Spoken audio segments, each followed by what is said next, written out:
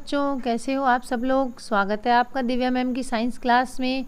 तो बच्चों, पाठ 2 का आगे का पाठ पढ़ने के लिए आप सब तैयार होंगे और उम्मीद करती हूँ पिछले सभी वीडियोस आप देख रहे होंगे। तो बच्चों, अब आगे पढ़ना शुरू करते हैं। 2.3 अम्ल एवं क्षारक के विलयन कितने प्रबल होते हैं। बच्चों, हम जानते हैं कि अम्ल क्षारक के सूचकों का उपयोग करके अम्ल एवं क्षारक में अंतर प्रदर्शित किया जाता है। बच्चों, सूचकों के बारे में मैंने आपको बता रखा है। लिटमस पत्र क्या है? एक सूचक है। ये बताते हैं कि क्या चीज़ तो अम्ल है और क्या चीज़ क्षार है। पिछले अध्याय में हमने H+ अथवा O- आयनों के विलयनों की सांद्रता कम होना तथा तनुकरण के बारे में पढ़ा था। क्या हम किसी विलयन में उपस्थित आयनों की संख्या जान सकते हैं? तो बच्चों, हमने ये तो देखा था जिसमें H+ आयन कम होते हैं वो कम अम्ल होता है, OH- कम होते हैं तो कम क्षार होता है। लेकिन हम उसकी संख्या जान सकते हैं क्या आयनों की? क्या हम ज्ञात कर सकते हैं कि विलयन में अम्ल या क्षार कितना प्रबल है? इसको जानने के लिए हम सार्वत्रिक सूचक, जो अनेक सूचकों का मिश्रण होता है, उसका उपयोग करके ज्ञात कर सकते हैं। कैसे ज्ञात कर सकते हैं? सार्वत्रिक सूचक। अब ये क्या होते हैं? सार्वत्रिक सूचक किसी विलयन में हाइड्रोजन आयन की विभिन्न सांद्रता को विभिन्न रंगों में प्रदर्शित करते हैं। बच्चों, इसको अंडरलाइन कर लीजिए। जो सार्वत्रिक सूचक होते हैं, किसी भी विलयन में अगर हाइड्रोजन आयन है, उसकी सांद्रता कम ज़्यादा होती है तो उसकी क्या करते हैं? रंग को अलग अलग कर देते हैं, उसके विभिन्न रंगों में उसको प्रदर्शित करते हैं। किसी विलयन में उपस्थित हाइड्रोजन आयन की सांद्रता ज्ञात करने के लिए एक स्केल विकसित किया गया जिसे पीएच स्केल कहते हैं। बच्चों, ये जो लाइन है, ये 3 लाइनें अंडरलाइन कर लीजिए। ये एक प्रश्न आता है, पीएच किसे कहते हैं, इसकी किसने खोज करी, ये क्या होता है, ये इसका उत्तर अभी मैं समझाऊंगी और इन 3 लाइनों को आप याद कर लेना। तो किसी विलयन में अगर हाइड्रोजन आयन की सांद्रता कम है या ज़्यादा है, इसको ज्ञात करने के लिए एक स्केल विकसित, यानी एक स्केल यानी माप। बच्चों, एक माप बनाई गई जिसे पीएच स्केल कहते हैं। पीएच में पी छोटा और एच बड़ा लिखते हैं। बच्चों, इस पीएच स्केल में पी क्या होता है? एक सूचक होता है जिसे क्या कहते हैं? पुशांश कहते हैं। क्या कहते हैं बच्चों? पुशांश कहते हैं। ये याद रख लेना। यह एक जर्मनी का शब्द है। इसका अर्थ होता है शक्ति। जर्मन भाषा का ये शब्द होता है। तो पुशांश यानी शक्ति, यानी पावर। पी से पावर।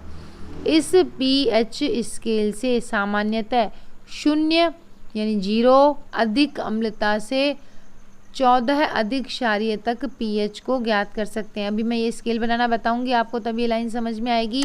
यानी 0 से 14 तक जो होती है स्केल होती है, ये 0 से 14 तक बनी हुई होती है, जिसमें 0 से 7 तक और फिर 7 से 14 तक अम्ल और क्षार बताते हैं।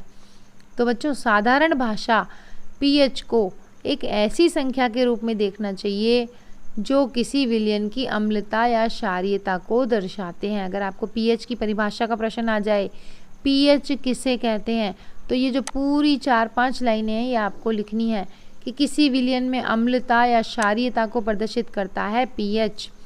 हाइड्रोनियम आयन की सांद्रता जितनी अधिक होगी उसका पीएच उतना ही कम होगा। अब आगे पढ़िए। किसी भी उदासीन विलयन के पीएच का मान कितना होगा? 7। यानी ये मैंने बताया ना आपको, इसके लिए 0 से 14 तक होती है। तो जो 7 है ना बीच का, वह होता है उदासीन। ये मान जो 7 है, तो अगर 7 मान है किसी विलयन का, तो वह न तो क्षार है न ही वो अम्ल है, वो क्या है? उदासीन है। यदि पीएच स्केल में किसी विलयन का मान 7 से कम है तो वह अम्लीय होगा, और यदि पीएच में 7 से 14 तक बढ़ता है तो वह विलयन में OH- की सांद्रता में वृद्धि को दर्शाता है, अर्थात यहाँ क्षार की शक्ति बढ़ रही है। यानी 7 से ऊपर, अभी ये चित्र में समझाऊंगी आपको बच्चों। सामान्यतः पीएच सार्वत्रिक सूचक अंतर्भारित पेपर द्वारा ज्ञात किया जाता है। बच्चों, इस चित्र पे ध्यान दीजिए आप। चित्र 2.6 H+ एवं OH- की सांद्रता परिवर्तन के साथ पीएच की विभिन्नता। बच्चों, ये 0 देख पा रहे हैं आप, ये है 0 और ये है 7, इसके बाद ये है एक 14।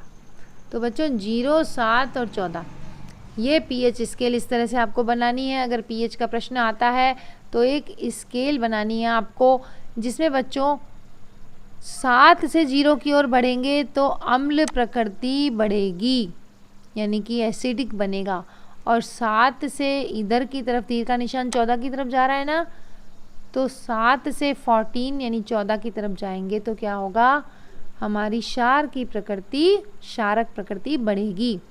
2 यानी कि 7 से नीचे जाएंगे तो H+ आयन बढ़ेंगे, और 7 से ऊपर की तरफ जाएंगे, 14 की तरफ जाएंगे तो H+ आयन कम होंगे। H+ आयन ज़्यादा है तभी तो वो अम्ल है, और H+ आयन कम है तभी तो वह क्षार है। तो ये स्केल आप अच्छी तरह से याद कर लेना बच्चों, यही पीएच पे क्वेश्चन अवश्य ही आता है। ये स्केल लिखेंगे, इससे ऊपर जो 4 लाइनें हैं उनको भी अंडरलाइन कर लेना, ये पूरा पीएच का क्वेश्चन तैयार हो जाएगा। अब है सारणी 2.2 क्रियाकलाप 2.11। दी गई सारणी 2.2 में विलयन के पीएच मानों की जांच कीजिए, अपने प्रेक्षण को लिखिए। आपके प्रेक्षण के आधार पर प्रत्येक पदार्थ की प्रकृति क्या है। तो बच्चों ये सारणी 2.2 में हमें पीएच बताने हैं। लार का कितना है खाना खाने के बाद, खाना खाने से पहले, नींबू के रस का कितना है। तो बच्चों ये आपको एक इन्होंने प्रयोग दिया है, इनके उत्तर आप स्वयं खोजिए। देखिए ये जो चित्र 2.7 है इसमें कुछ सामान्य पदार्थों के पीएच को पीएच पेपर पर दिखाया गया है और इनके कलर बताए गए हैं कि ज़्यादा ब्लू है तो वह क्षार है और ज़्यादा रेड है तो वह एसिडिक है। एसिड यानी बच्चों अम्ल होता है। तो जैसे जठर रस, जठर रस क्या होता है बच्चों, जब हम खाना खाते हैं तो हमारे पेट में एक बाइल जूस बनता है, जो हमारे पेट का रस होता है उसे जठर रस बोलते हैं। और यह बहुत ही, देखो रेड की तरफ है तो ये क्या हो गया, अम्लीय। ये बहुत अम्लीय होता है क्योंकि हमारे पेट में भी एक एसिड होता है HCl, इसकी वजह से। तो इसकी हम कितना पीएच हो गया, लगभग 1.2, 1.2। उसके बाद है नींबू का रस, नींबू का रस इसका पीएच कितना है, लगभग 2.2। इसके बाद है शुद्ध जल। बच्चों शुद्ध जल का मतलब होता है बिस्लरी वाटर जो आता है ना हमारा, उसका जो पीएच होता है वो 7 होता है, यानी उदासीन होता है 7। हालांकि जो हम घरों में जल लेते हैं उसमें तो कुछ अशुद्धियाँ भी होते हैं तो उसका पीएच 7 नहीं होता, लेकिन ये उसकी बात करें जो बोतल बंद जल आता है उसका पीएच 7 होता है। और जो हमारा रक्त है, ब्लड है, इसका पीएच क्या है, 7.4, यानी वो किसकी तरफ है, वो क्षार की तरफ है। तो क्षार की तरफ हमारे रक्त का पीएच है। अब है मिल्क ऑफ मैग्नीशिया। बच्चों आपको ध्यान होगा पार्ट 1 में मैंने बताया था कि जब हमारे पेट में एसिडिटी ज़्यादा हो जाती है तो हम एक पिंक कलर की दवाई पीते हैं, उसका नाम होता है मिल्क ऑफ मैग्नीशिया। तो ये मिल्क ऑफ मैग्नीशिया क्या करता है, जो हमारे पेट में एसिड बन गया, एसिडिटी बोलते हैं कई लोग, एसिडिटी बन गई, उस एसिडिटी को कम करता है मिल्क ऑफ मैग्नीशिया। क्यों, क्योंकि इसका पीएच होता है 10। कितना ज़्यादा क्षार होता है ये, और क्षार और अम्ल मिलके क्या बन जाते हैं, लवण, उदासीन हो जाता है। उसके बाद है सोडियम हाइड्रोक्साइड। सोडियम हाइड्रोक्साइड जो कि प्योर क्षार है, इसका जो पीएच होता है लगभग 14 के करीब होता है। तो बच्चों ये सारा था पीएच के बारे में। अब आगे अम्ल और क्षारक की शक्ति विलयन जल में क्रमशः H+ आयन तथा OH- आयन की संख्या पर निर्भर करती है।